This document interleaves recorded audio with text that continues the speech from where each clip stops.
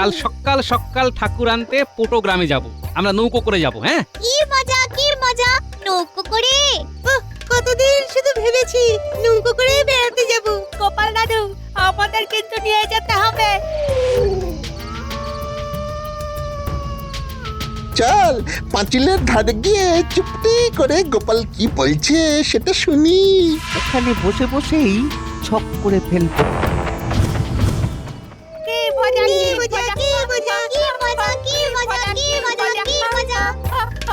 নৌকা কখন ছাড়বে? খুব সকালে। আমরা আজ রাতে ঘুমাবোই না। কথা শোনো, রাতে নাকি না ঘুমিয়ে থাকবে। তোর তো প্রিয় জিনিস হলো খাওয়া আর ঘুমোনো। আমি রাতে খাবো না আর ঘুমাবো না। না খেলে খিদে পাবে আর তাতে ঘুম আসবে না। শোন, তোদের অত কষ্ট করতে হবে না। আমি তোদের না নিয়ে কিছুতেই যাব না। কি মজা। হঠাৎ চল। তোমাদের সব কথা আমি বুঝি গো পুটির মা, কিন্তু বুঝেও কিছু করতে পারি না, বুঝলে? আমার না খুব ইচ্ছে হয় খুব ধুমধাম করে মা লক্ষ্মীর পুজো করি। সাধ থাকলেও সাধ্যতে কুলোয় না গো। আমাদের কত ইচ্ছে করে যে লক্ষ্মী পুজোতে তোমাদের নেমন্তন্ন করে খাওয়াই। সময় তো আর চলে যাচ্ছে না গুলটের মা, দিন ঠিক আসবে। হ্যাঁ, তখন ধুমধাম করে লক্ষ্মী পুজো করো। হ্যাঁ, তুমি ঠিক বলেছ গিন্নি। একদিন ঠিক তোমাদের সময় আসবে। আর আসবে আমাদের, এভাবেই চলবে।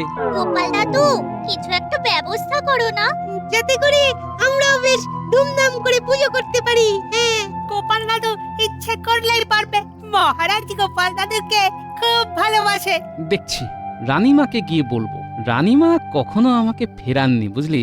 মহারাজের ঘরে তো লক্ষ্মী স্বয়ং উপস্থিত, রানীমাই তো জীবন্ত লক্ষ্মী। তোমরা ঘরে বসো, আমি যাই স্নান করে আসি, রাজসভায় যেতে হবে।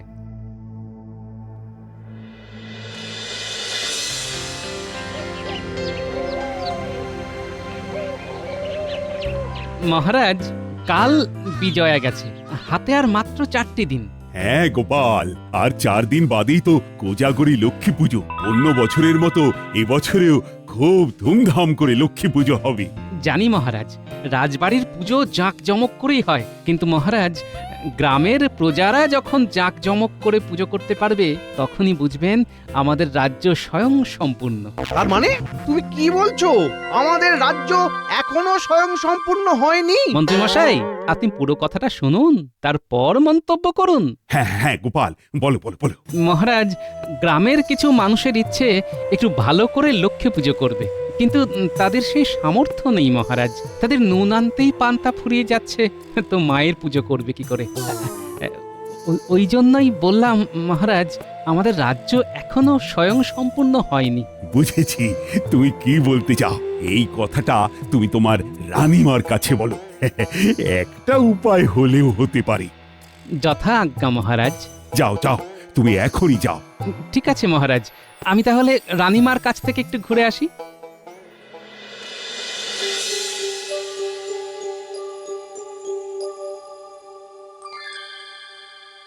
রানীমার জয় হোক। গোপাল দাদা আপনার সাথে দেখা করতে এসেছেন। পাঠিয়ে দাও। এখন গোপাল আসছে কেন? আসতে পারি রানীমা? এসো গোপাল, এসো। প্রণাম রানীমা। বলো, কি প্রয়োজন? মহারাজ আপনার কাছে আমাকে পাঠালেন, বললেন রানীমা ছাড়া এই সমস্যার কেউ সমাধান করতে পারবে না। তার মানে মহারাজ হার মেনেছেন, তাই তো? না রানীমা, মহারাজ হার মানেননি। উনি জানেন এই কাজটা আপনার দ্বারাই সম্ভব। বেশ, বলো শুনি। রানীমা, আজ আমার বাড়ি পুটির মা, গুলটের মা এরা এসেছিল। তাদের মনে খুব দুঃখ রানীমা, তাদের সেই সামর্থ্য নেই মহারাজ একটু ভালো করে লক্ষ্মী পুজো করবে। বুঝেছি গোপাল, ঠিক আছে, আমি আমার তহবিল থেকে কিছু অর্থ ওদের জন্য প্রথা মেনে পুজোর জন্য দেব। ওদের চিন্তা করতে বারণ করো। আমি জানতাম রানীমা, আপনার কাছ থেকে খালি হাতে ফিরবো না। জয় রানীমার জয়, জয় মহারাজের জয়। মহারাজ, রানীমা তার লক্ষ্মীর ঝাঁপি থেকে সকল প্রজার ঘরে ঘরে লক্ষ্মী পুজো করবার জন্য অর্থ দেবেন। ওফ, কি যে আনন্দ হচ্ছে মহারাজ, ভাষায় প্রকাশ করতে পারছি না। গোপালের কি ভাগ্য! এইরকম ভাগ্য আমাদের হয় না। এভাবে একা গোপালের হাতে অর্থ ছেড়ে দেওয়াটা একেবারে কাজের কথা নয়। মহারাজ, আমার একটা কথা আছে। সেরেছে, আবার কিছু একটা খোঁজ খুঁজে বার করবেন নাকি? বলো বলো। এই বিরাট কর্ম কি একা গোপাল সামলাতে পারবে? গোপাল বরং গ্রামবাসীদের নাম ঠিকানা লিখে দিক আমাকে, আমি তাদেরকে পুজোর খরচ দিয়ে দেব। না মন্ত্রী মশাই, এই কাজটি যার মাথা থেকে বেরিয়েছে সেই এই কাজটা সম্পূর্ণ নিজ দায়িত্বে করবে। ভালো কাজ হলে পুরস্কার পাবে, খারাপ কাজ হলে তিরস্কার পাবে। যথা আজ্ঞা রানীমা। তাহলে গোপাল, তুমি তোমার কাজ শুরু করে দাও। যথা আজ্ঞা মহারাজ, আপনার হুকুম শিরোধার্য রানীমা। আমি আজ থেকেই কাজ শুরু করে দেব। শুরু তুমি করো, এই গল্পের শেষ করব আমি।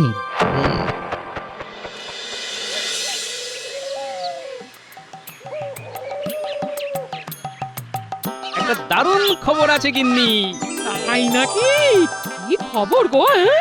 রানীমা সকল প্রজাদের মনের মতো করে লক্ষ্মী পুজো করার জন্য রানীমার লক্ষ্মীর ঝাঁপি তুলে দিয়েছেন আমার হাতে।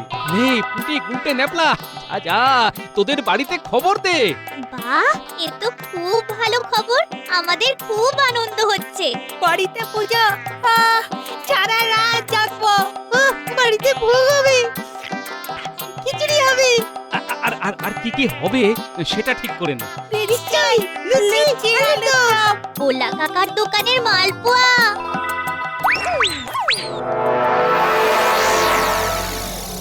এইভাবে তো আর পাচ্ছি না।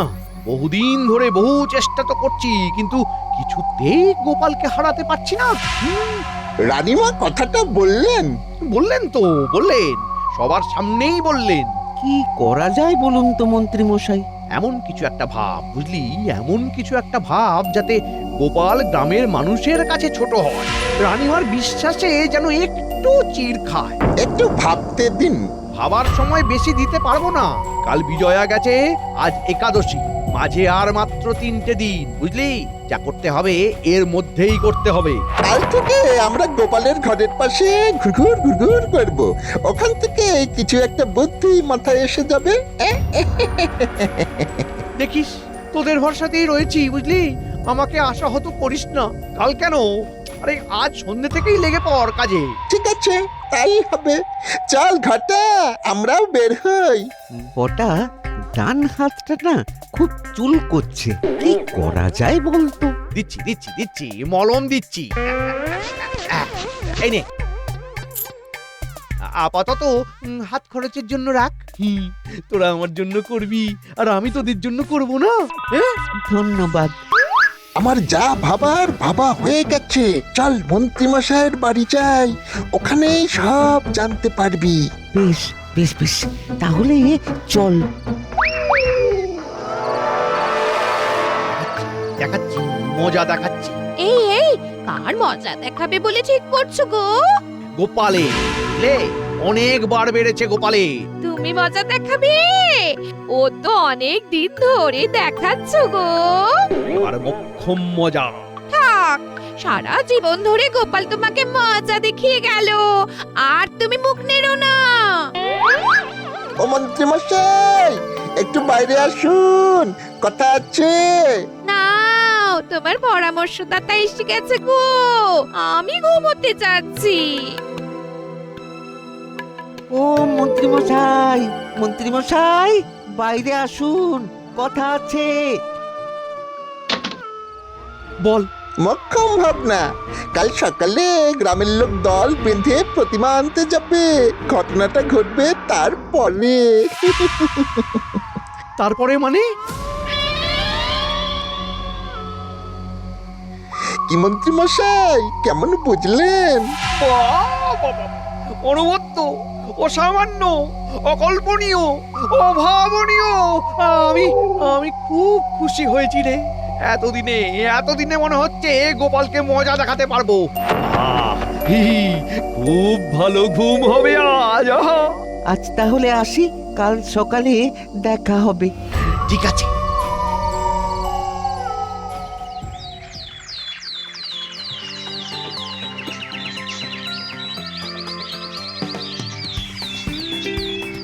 আমরাও এসে গেলাম। আমি সেনাপতি সভাকবি। আমরা সবাই তোমার সাথে ওই পটক গ্রামে যাব। হ্যাঁ, নদীপথে ভ্রমণ। দুটো ডিঙি নৌকো নিয়ে যাচ্ছি, তোমরা অনায়াসে চলে এসো। বেশ মজা করতে করতে ঠাকুর আনতে যাব। পথে মুখ চালাতে চালাতে যাবার জন্য এনেছি এই ছানা বড়া। বাহ, অতি খাসা, মুখে নেই ভাষা। নাও নাও নাও, সব নৌকায় ওঠো।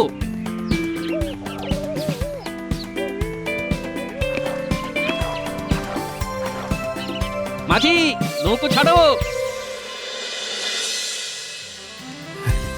আজ দ্বাদশী, আর দুদিন বাদেই এই মাটির প্রতিমাতে প্রাণ প্রতিষ্ঠা হবে।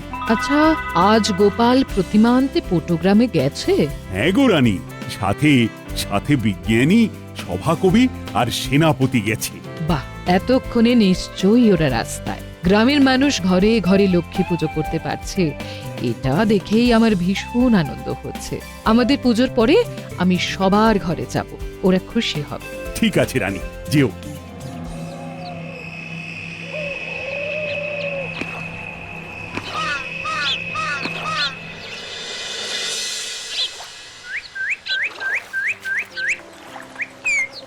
কিরে গুলটে, তোর খিদে পাচ্ছে না তো?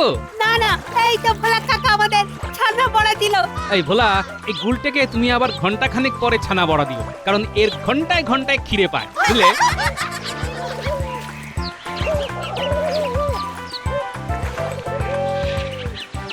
এইখানটাতে ভালো করে আলপনাটা দাও দিদি, এইখানে ঠাকুর বসাবো। একটা সুন্দর করে কলকা কি? ঠিক আছে ঠিক আছে, আর আলপনাটা দেয়া হয়ে গেলে ওই চাঁদোয়াটা টাঙাতে হবে। আমার পরিষ্কার করা হয়ে গেছে, দেখে নাও তোমরা। বাহ, একদম ঝকঝকে তকতকে করে দিয়েছো। মা লক্ষ্মী আসছেন গো, তাকে ঠিক করে বরণ না করলে চলবে কেন? এরপরে দেওয়ালের গায়ে আলপনাগুলো তো দিতে হবে। বলো বলো আমার লক্ষ্মী মায়ের জয়।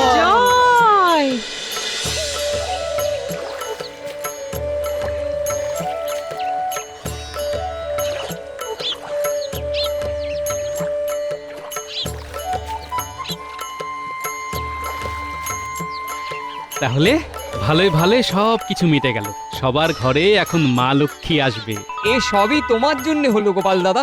না না, সবই মায়ের ইচ্ছে, আমার ইচ্ছেতে কিচ্ছু হয়নি। গোপাল দাদু, উল্টে কোথায়? উল্টেকে তো দেখছি না। সে কি রে, গুলটে তোদের সঙ্গে আসেনি? ও তো তোদের সাথেই ছিল।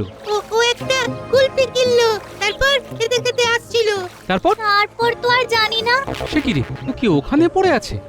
চলো একবার ডিঙি ঘোরাও। হ্যাঁ হ্যাঁ, ঘোরাও ঘোরাও।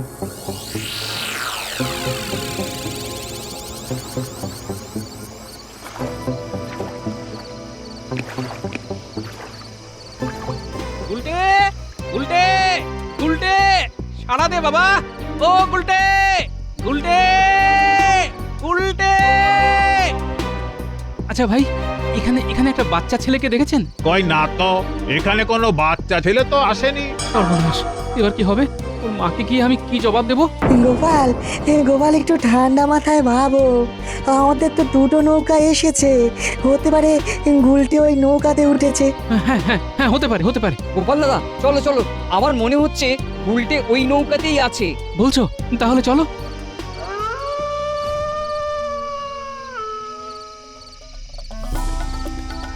ও গোপাল দাদা, গুলটে কোথায় গেল গো? গুলটে তো আসেনি। কি বলছো গুলটে মা? গুলটে আসেনি? তাহলে গুলটে গেল কোথায়? সে আমি কি করে বলবো বলো তো? তোমার দায়িত্বে আমি আমার ছেলেকে ছেড়েছি, তুমি আমার ছেলেকে এনে দাও ব্যাস। ও মা গো, কি পরীক্ষায় ফেললে মা? আমার গুলটেকে ফিরিয়ে দাও মা। চলো গোপাল দাদা, চারপাশটা খুঁজে দেখি। আমার দায়িত্ব ছিল সবাইকে ঠিকমতো পৌঁছানোর, আমার দায়িত্ব আমি ঠিকমতো পালন করতে পারিনি। আমি খুঁজে বার করব। এই আমি চললাম, তোমরা মা লক্ষ্মীর আরাধনা চালিয়ে যাও। কেঁদো না গো গুলটের মা। গোপাল দাদা আমাদের গুলটেকে ঠিক নিয়ে আসবে, দেখো ঠিক নিয়ে আসবে। ওরে গুলটে রে, কোথায় গেলি বাবা? মা,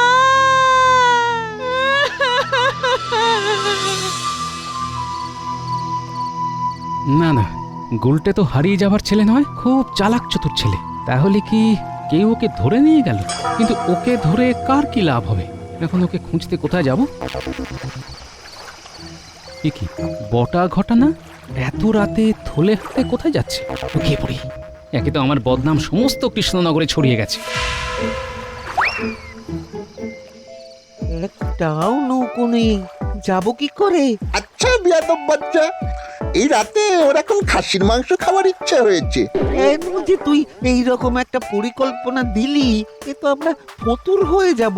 তখন কি আর জানতাম যে বাচ্চাটা এত খেতে ভালোবাসে? তার মানে ওরা কি গুলটের কথা বলছে? যেমন দাদু তেমনি তার নাতি।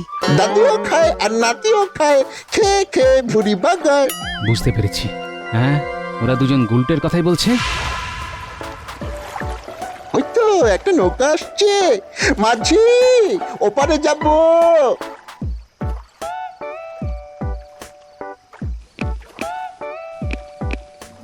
যাক, মা লক্ষ্মী আমার কথা শুনেছেন। আমাকে একবার বটা ঘটার বাড়িতে গিয়ে দেখতে হবে। মাঝি ভাই ওপারে গিয়ে একটু দাঁড়াবে, আমরা মাংস নিয়ে আসবো, কেমন? ঠিক আছে বটা দাদা।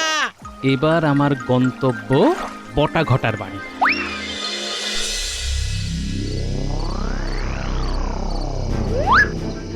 এইবার দেখতে হবে ভেতরে কি হচ্ছে। আমার আমার খুব খিদে পেয়েছে। এই সময় আমি খাসির মাংস খাই।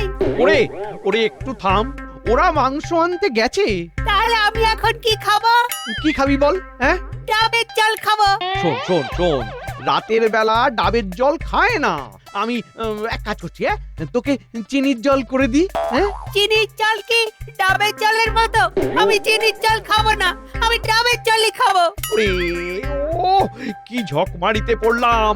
এখন কাকে ডাব আনতে পাঠাই? ডাব যদি না আনতে পারেন তবে এক গামলা মুড়ি আর নারকল দিন। আমি দেখেছি রান্নাঘরে কটা নারকল আছে। দিচ্ছি, একটু থামো। বাহ, গুলটে তো বেশ জমিয়ে দিয়েছে। মন্ত্রী বেরোলেই গুলটাকে নিয়ে চলে যাব। এই নে গুলটে, এই নে জামবাটিটা ধর। হ্যাঁ, আমি বাইরে থেকে শিকল দিয়ে তোর জন্য তালের রস নিয়ে আসছি, কেমন?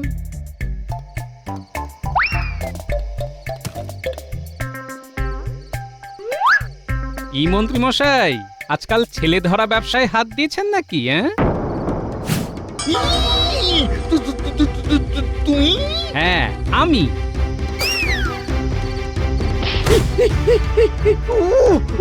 ওরে বাবা রে, ওরে বাবা রে।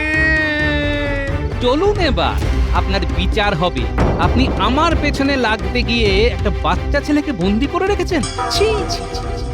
দাঁড়ান, এবার আপনাকে উল্টো করে শুইয়ে হাতটা বাঁধি। এই গুলটে, বাইরে আয়। গোপাল দাদু! কি গোপাল দাদু? চল, ঘরে তোর মা কাঁদছে, ঘরে গিয়ে সব শুন। এই যে মন্ত্রী মশাই, উঠুন, চলুন। কোথায় যাব? প্রথমে আমার বিচার সভায়, তারপর মহারাজের কাছে।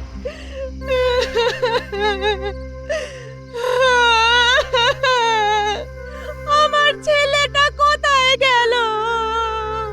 গোপাল দাদাকে দায়িত্ব দিলাম, গোপাল দাদা আমার গুলটাকে রেখে চলে এলো। আমার গুলটাকে আমি আর ফিরে পাবো না।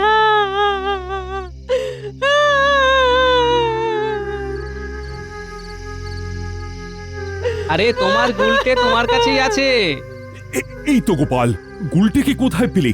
সারা কৃষ্ণনগর তো তোলপাড় হয়ে গেল। আর মন্ত্রীকে এইরকম করে বেঁধে রেখেছো কেন? এই মন্ত্রী মশাই আমাকে খাবারের লোভ দেখিয়ে বটা কাকা আর ঘটা কাকার ঘরে বন্দি করে রেখেছিল। আমার খুব শিক্ষা হয়েছে, আর কোনোদিন খাবার লোভ করব না। বটা ঘটা কই? বটা ঘটা তো গুলটের জন্য খাসির মাংস আনতে গেছে। মহারাজ, ঘাটের কাছে প্রহরীকে পাঠিয়ে দিন, ওদের আসবার সময় হয়ে গেছে। প্রহরী, যাও তো যাও, তোমরা বটা ঘটাকে বেঁধে নিয়ে এসো। যথাজ্ঞা মহারাজ।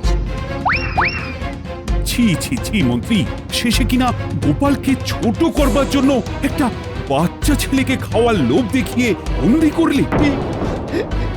আমার ভুল হয়ে গেছে মহারাজ।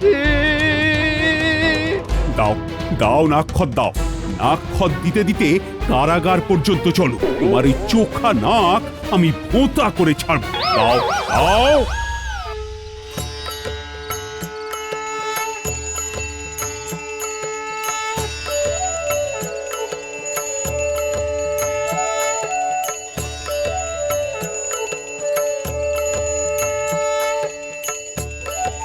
আহ, চারিদিক কিরকম শাঁখের আওয়াজে গমগম করছে।